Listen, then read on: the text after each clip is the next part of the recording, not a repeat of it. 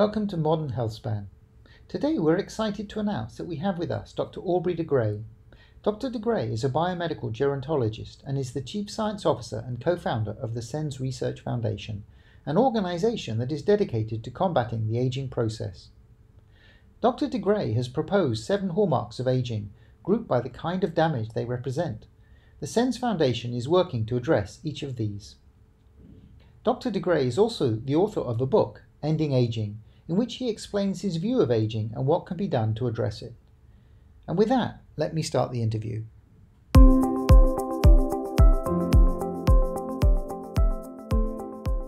Dr. degrey, you are one of the pioneers in the field of aging, and you came up with the original idea that aging is an accumulation of damage. And this was a long time before the kind of 2013 paper. And also, you came up with your own 7 hallmarks of aging. So honored to have you on today. Thank you very much for taking the time.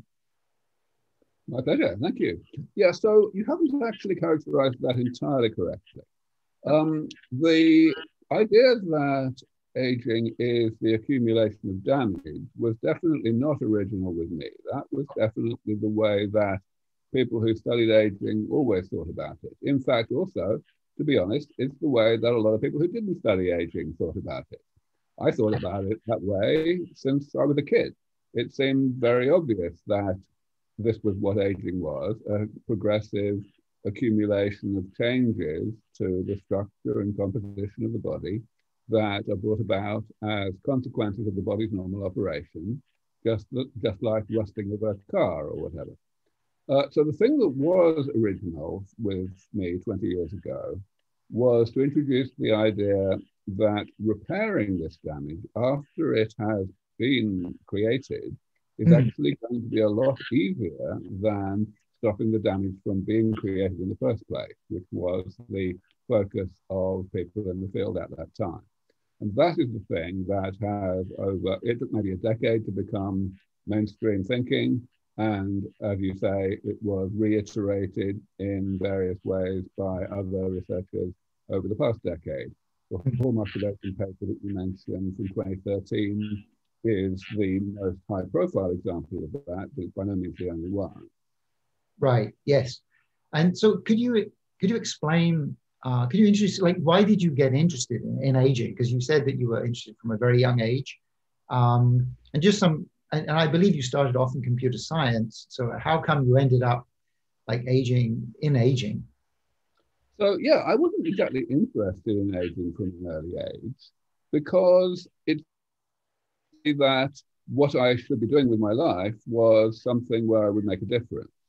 And I never had any reason to believe that I would be an exceptionally talented biologist or anything. Whereas in terms of other problems for humanity, maybe I had a better chance to make a contribution. In particular, when I started programming at the age of 15, I found I was pretty good at it. And so I decided I would go into artificial intelligence research because I felt that one of the biggest problems that humanity faces is the problem of work. The fact that we have to spend so much of our time doing stuff that we wouldn't do unless we were being paid for it. So if we had more automation, that would be good. So that's what I did. But I always knew that even though that was a bad problem, and one of a number of bad problems, nevertheless, by far, the number one problem for humanity was the problem of aging.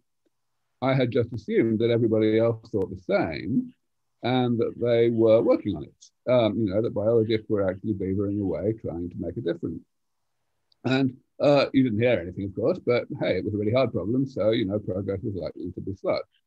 So then what happened was I was doing perfectly well in my artificial intelligence research, but I met and married a biologist.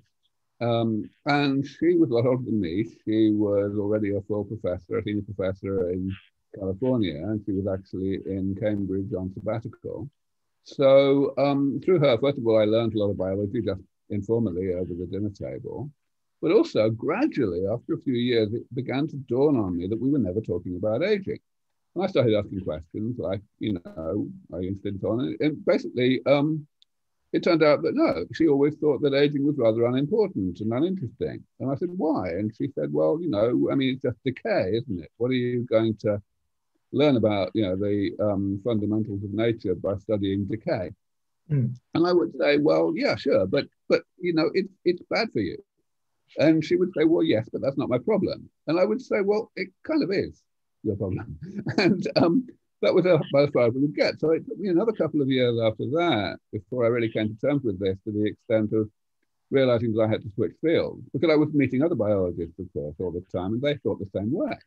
And so around the mid-90s, I started to spend all my spare time on aging. I had a lot of spare time then. I was very lucky. I had a very undemanding job that was paying the bills without really taxing me. And I took that job, in fact, not because it was interesting, but because it gave me a lot of spare time in which to conduct artificial intelligence research.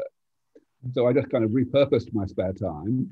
And after 5 years of getting known and, going to lots of conferences and publishing a few relatively harmless ideas, I then had this big idea that damage repair might be easier than preventing damage creation and would be much more effective as a medical approach.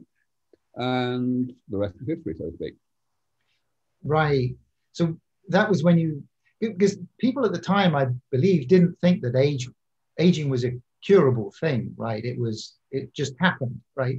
It's part of nature. You've got to be very careful with your choice of words on it. So aging is not a curable thing.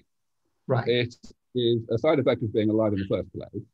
So it's very different from an infection, for example. In fact, it's very different from a congenital disease as well, because there we've got a single isolated change that happens in one gene, maybe in someone's genome, and lots of things may flow from that, but at the end of the day, it's a very singular cause. Aging isn't like that. Aging of any complicated machine consists of the accumulation of many different types of damage as consequences of the body's normal operation. And as such, it cannot be cured. What we can do instead is prevent the damage from accumulating to a level of abundance that exceeds what the body is set up to tolerate. And that's what this is all about. Right. Okay. Yeah. So let's kind of look at, so what is aging? So, so it's not curable, but it is a tractable problem, right? It's a medical problem, right? Yeah. That's right. Yeah. I mean, it's fairly shocking if you think about it, that we do not already have a perfectly good agreed definition of aging that everyone adheres to. Because after all, aging has been the #1 preoccupation of humanity since the beginning of civilization. It's a little strange that if you ask 10 people what aging is, you'll get 10 different answers. But aging, I prefer a very simple definition. I've given you part of it already. Basically, the way I like to define it is simply that it's the combination of two processes. Firstly, the lifelong process, literally starting before we're born, whereby the body generates damage as a consequence of its normal operation. And then secondly, the late life process that kicks off when that damage becomes more abundant than what the body is set up to tolerate. And that's when the pathologies of late life start to emerge and progress and eventually kill us. So it's just a combination of those two processes. And that kind of helps to communicate the fact that it's no different than aging of a simple man-made machine. It's really a phenomenon of physics rather than a phenomenon of biology like consciousness or whatever. Right. Thank you all for watching. I hope that you found the video informative. Please do hit the thumbs up button, subscribe to our channel and hit the bell button for new video release notifications. It encourages us to continue to create more videos about anti-aging and extending healthy lifespan. Thank you so much for your kind support. I wish you all well and will speak to you again soon.